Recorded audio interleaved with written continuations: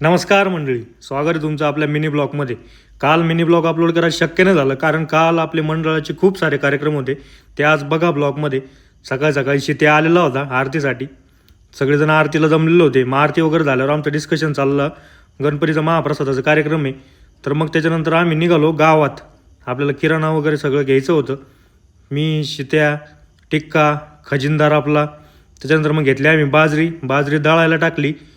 ते बघा तुम्ही बघू शकता, आपण दळायला टाकली बाजरी. त्याच्यानंतर मग आम्ही गेलो वडे खायला.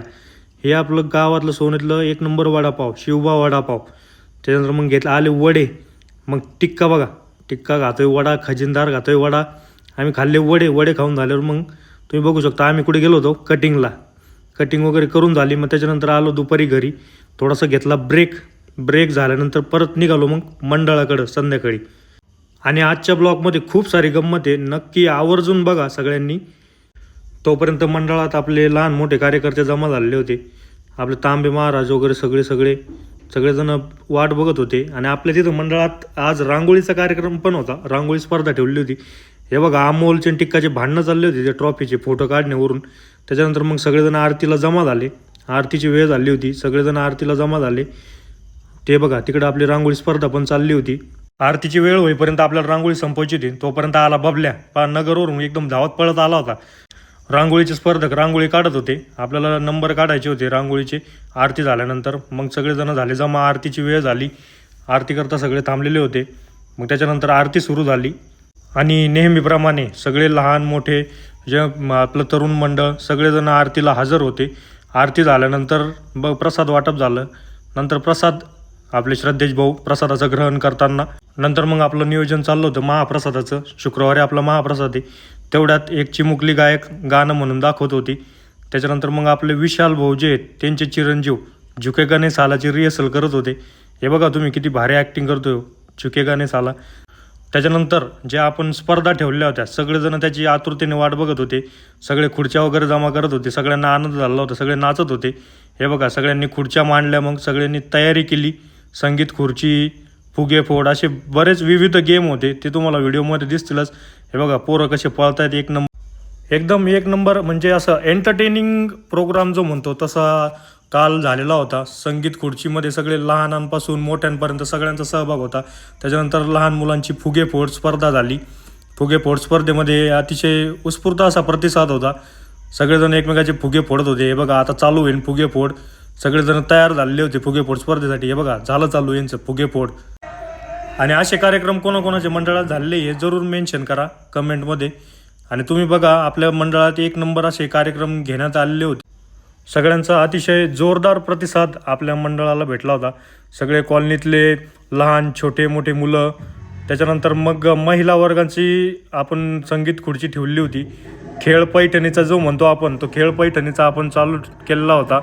त्याच्यामध्ये हे बघा महिला थोडेसे आपले वयस्कर असल्यामुळे थकलेल्यासारखं चालत होते ते. त्याच्यानंतर झाला खेळ. मग चालू गाणं चालू होतं. सगळ्या महिला फिरत होत्या. मग त्याच्यानंतर खेळ थोडा रोमांचक झाला होता. मग जसे कंटेस्टंट कमी होत जातील मग त्याच्यानंतर आपण अट ठेवली होती जे शेवटचे 3 कंटेस्टंट उरतील त्यांनी उखाणा घ्यायचा.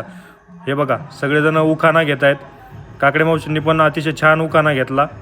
त्याच्यानंतर मग आपण वाईल्ड कार्ड एंट्री ठेवली होती.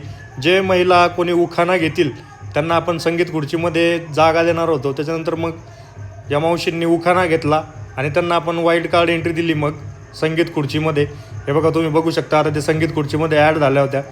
त्याच्यानंतर पण ते जास्त काळ थोडे टिकू शकले नाही संगीत खुर्चीमध्ये. लगेच ते बाद झाले. मग बाद झाल्यानंतर शेवट 3 कंटेस्टंटच उरले होते. एकाच कॉलनीतले 3 कंटेस्टंट होते. आपले तांबे सरांच्या हातात माईक होता. ते अतिशय छान मार्गदर्शन करत होते महिलांना. कसं पळायचं काय पळायचं गाणे लावायचं काम त्यांच्याकडे दिलेलं होतं. मग परत खेळ चालू झाला. 3 कंटेस्टंट उरलेले शेवटचे. अतिशय रोमांचक खेळ चालू होता. त्याच्यानंतर मग परत पुढे खेळ चालू राहिला. खेळ पैठणीचा म्हणून आपण त्याला नाव दिलं होतं. आणि आपण पैठणी म्हणून बक्षीस पण आणलेली होती. हे बघा तुम्ही बघू शकता. शेवट आता 2 कंटेस्टंट उरलेले होते. एकच खुर्ची 2 जणं. आता बघूया कोण जिंकतंय. तर काय वाटतं तुम्हाला कोण जिंकणार खेळ पैठणीचा? आदेश भाऊ तर नव्हते आपल्याकडं विलास भाऊ होते तांबे. हे बघा इथं भांडणं चालू झाले आणि शेवटी बोरुडे मावशींनी पैठणी जिंकली. आणि पैठणी जिंकल्यावर त्यांनी उखाणा घेतला. त्याच्यानंतर मग झाली आपली मुलांची संगीत खुर्ची. त्या संगीत खुर्चीमध्ये आता आपला टिक्काचा नंबर आलेला असं वाटतंय मला, टिक्का येईल म्हणून. पण बघूया आता कोण येतोय. शुभम येतोय का टिक्का येतोय, शुभम येतोय का टिक्का येतोय, बघूया आता कोण येतोय. तर शुभम आणि टिक्कामध्ये खेळ खूप रंगला होता. बघूया आता कोण विनर होतंय. तर कोण झालंय विनर, गाणं पण झालं का? हा, टिक्का झाला का विनर.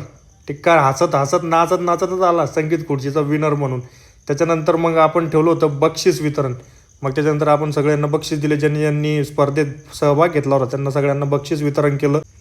आपले विनोद भाऊ आणि ज्या ज्या मुलींचा किंवा महिलांचा नंबर आला होता स्पर्धेमध्ये, त्यांना आपण महिलांच्या हाताने आणि विनोद भाऊ यांच्या हाताने आपण त्यांना बक्षीस वितरण केलं.